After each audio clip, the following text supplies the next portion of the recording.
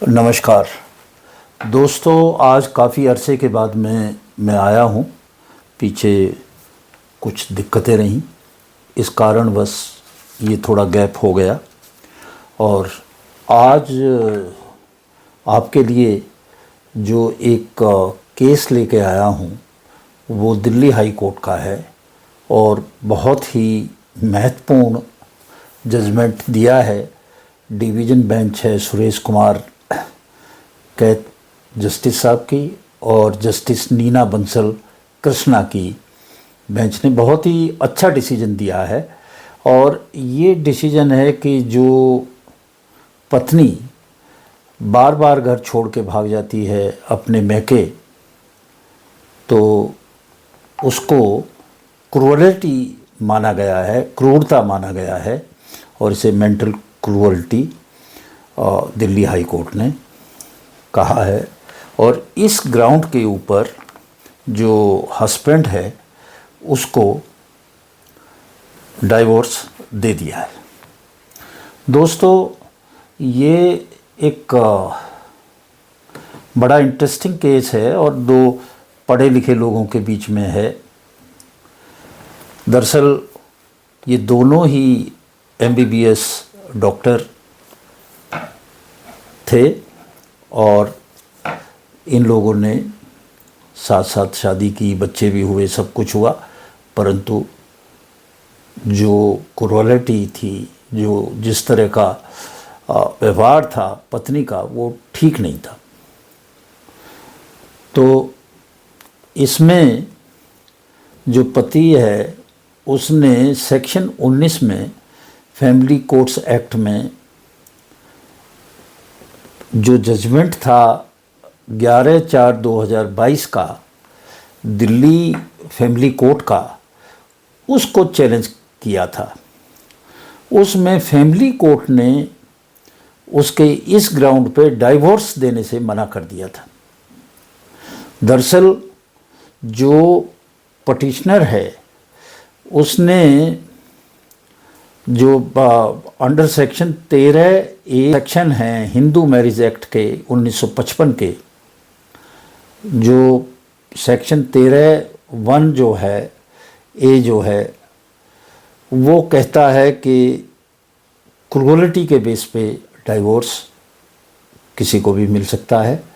और जो दूसरा सेक्शन है वो कहता है कि जो 13(1)(1)(b)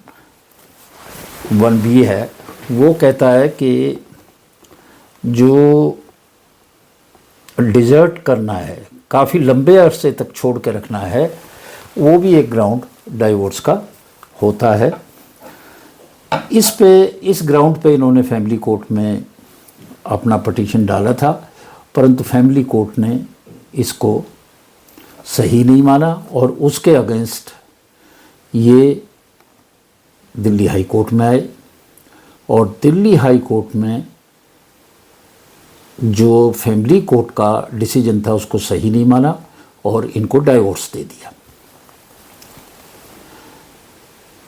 उसने कहा, बेंच ने कहा कि जो प्रतिवादी की पत्नी थी उसने अनिश्चितता का जीवन दिया था। वैवाहिक जीवन में कोई समझौता करने की कोशिश नहीं की, कोई मानसिक शांति नहीं रहने दी और 20 साल तक एक साथ समय बिताने के बावजूद भी उन्होंने तलाक के लिए मानसिक पीड़ा दी। और उन्होंने कहा कि जो HMA है उसकी सेक्शन 13(1) जो है क्रूरता का जो आधार है वो इसमें बिना ठीक है। जो पत्नी थी वो बिना किसी उचित कारण के अपीलकर्ता को छोड़कर चली जाती थी और लंबे समय तक भी गई। वो 7 बार गई, बार बार जाती रही। तो ये एक डिजर्टेशन का, परित्याग का आधार भी है। तो दोनों बातें सही मानी, क्रूरलिटी भी मानी, क्रूरता भी मानी पति के खिलाफ और परित्याग भी। दोनों डॉक्टर थे। 1992 में दोनों ने हिंदू रीति रिवाज के अनुसार शादी की थी। उनसे 94 में एक बेटी भी हुई, एक बेटा भी है, और बेटी तो अब जो है MBBS के एडमिशन के लिए एंट्रेंस टेस्ट की तैयारी भी कर रही थी। और 7 मौक़ों पर वो घर की जिम्मेदारी छोड़ के अपने मायके चली गई और 16/6/2011 को तो अंतिम रूप से परित्याग करके चली गई। और छोड़ा भी बड़े ड्रामेटिक रूप में। उसने किचन में जो है उसको हस्बैंड को बुलाया, उसके हाथ पे राखी बांध दी, आज से मेरे तेरे संबंध नहीं, तू और मैं दोनों बहन और भाई। अब बच्चों के ऊपर इसका बहुत असर पड़ा और उसके इस व्यवहार से नुकसान उठाना पड़ा। तो पत्नी ने अपना पक्ष रखा। उसने कहा, साहब मैं जो है पति जो मेरी सास है उससे पीड़ित थी। पति ने कहा कि भाई आपने कहा कि मैं सास के साथ नहीं रहूँगी, मैंने अलग मकान ले लिया, उसमें तो सास नहीं रहती थी, फिर भी आप बार बार दौड़ के चली जाती थी बिना कुछ कारण बताए घर को छोड़ के। तो बड़ी इंटरेस्टिंग बात है कि यहाँ पे हाई कोर्ट ने फैमिली जज के लिए जो बात कही वो ये कही कि उन्होंने टुकड़ों में देखा है केस को, जबकि ये केस समग्रता से देखना था। सारा का सारा केस पूरा एक जगह जोड़ के देखना चाहिए था और उसमें क्रूअलिटी भी बनती है और डेजर्टेशन भी बनता है, दोनों बनते हैं। जो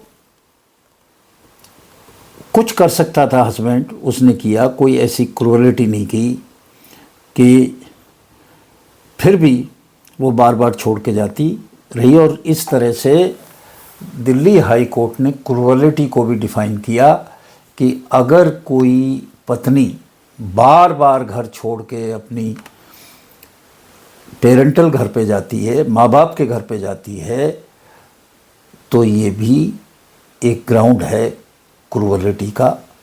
और इस आधार पर उन्होंने तलाक दे दिया। एक अच्छा डिसीजन आया है और इसके दूरगामी परिणाम होंगे। आज इन्हीं शब्दों के साथ मैं आपसे विदा लेता हूँ। नमस्कार।